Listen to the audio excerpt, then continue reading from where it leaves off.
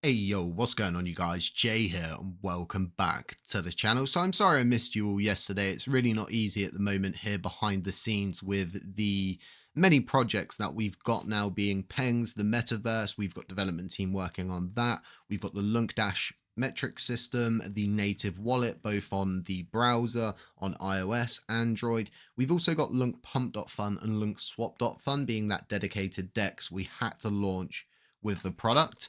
The bite and crunch of the situation is it's really not easy. You know, here being a viewer, we don't take handouts. We've never asked for any money. We don't chase the algorithm. We don't do what a normal content creator really does. Instead, we've dedicated ourselves to the LUNC blockchain. I just want to say thank you to you guys who do come here, that listen, that support us, that delegate with us, because as times have got tougher, we're always going to be here regardless of the situation. We're always going to be supporting LUNC and trying to really harness the best out of our ecosystem.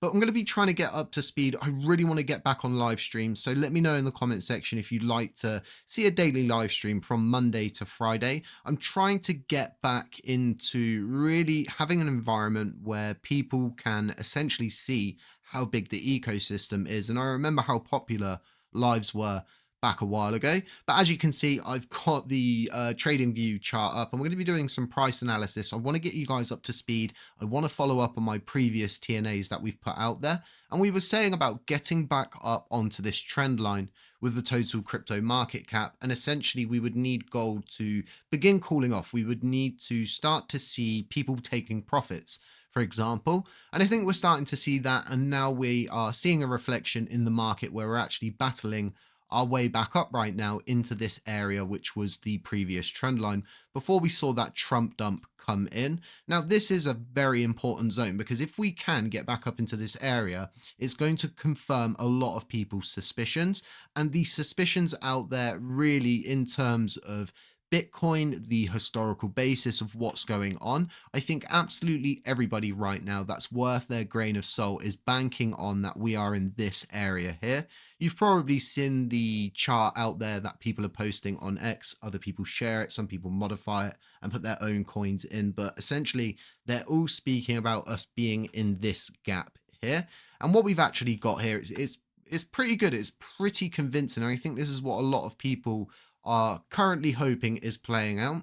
We've got this previous hump, this previous inverse cup and handle back during the last halving cycle. And we're seeing that play out again. And I said to everybody we were in that point critical area. And if we could hold above this zone, we would start to see a decent move upwards. And that's what we've seen go up. As people are probably thinking, why did he just draw from the top to the bottom? I'm actually ambidextrous and I do weird things. Sometimes I write with my left, sometimes I do it with my right hand. Some of you might be the same. Let me know if you're ambidextrous in the comment section. Guys, like I said, this is an important area. We're getting back up into this area of safety, if you will. And I really do believe, like a lot of the other key players out there, that we are in that middle zone, that we are seeing that mid pause, if you will, between humps is what I'm calling it at the moment. And I really do think we're going to see a bigger move from BTC. And this is going to be backed up by many different factors that are in play. And one of the crucial factors is definitely regulation coming in this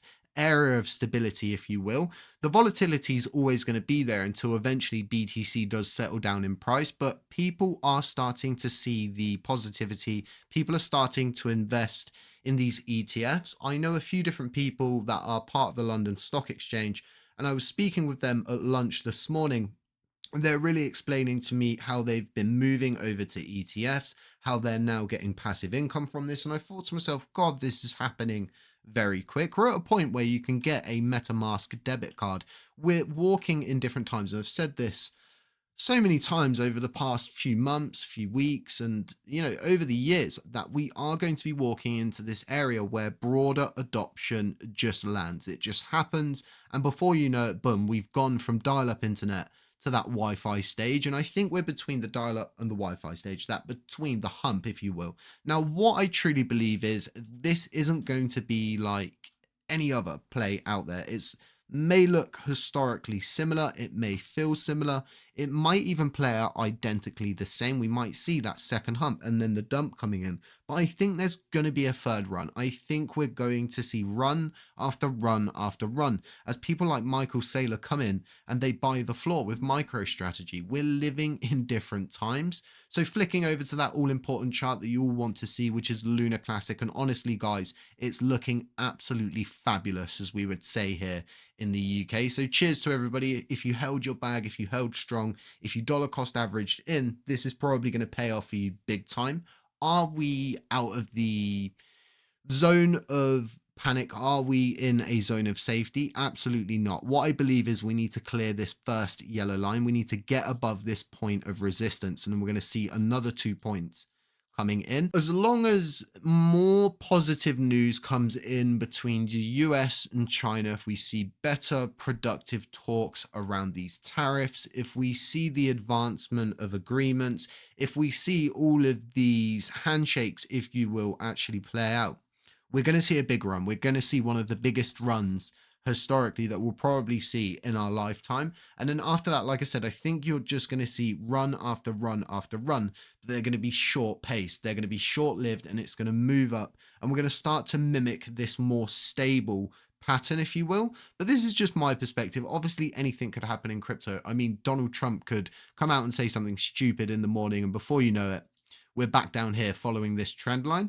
Now, what I truly believe is this was a triple bottom. I believe that we bounced 3 times and now we're seeing that payoff. But what we really want to do is work our way back up. And obviously, we're going to be very slow. We're going to be a little bit staggerish, if you will, behind BTC. And it's going to take a lot of positive energy, a lot of positive vibes. But the key, and from my perspective, the key thing we need to do as an ecosystem right now is just show people how good the ecosystem is. You can build here, you can develop here, you can become a validator here.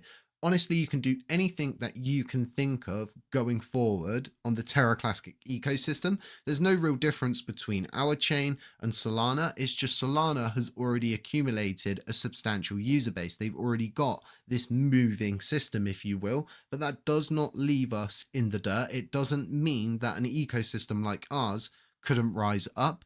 What we're really going to be wanting to see from this, you guys, is getting back onto this all important trend line. And we've spoken about this a few times. This was great. We were moving very well. Obviously, we saw that big move upwards with the market coming back down with that Trump dump. But if we can get back up into this area, if we can clear into this safe zone, the likelihood is if the market carries on going up, you're going to see us get back onto this trend line. If we can get back onto this trend line, we would start to form a pattern similar to XRP. Now, we've seen a lot of burning in our ecosystem, and although there's a lot of negative people out there, it takes time. People need to understand that they burnt 45% of the Shiba Inu supply and nothing happened. But all of a sudden, 12, 13, 14 months later, we see an almost 1,400% pump, I think higher depending on where you measure it from.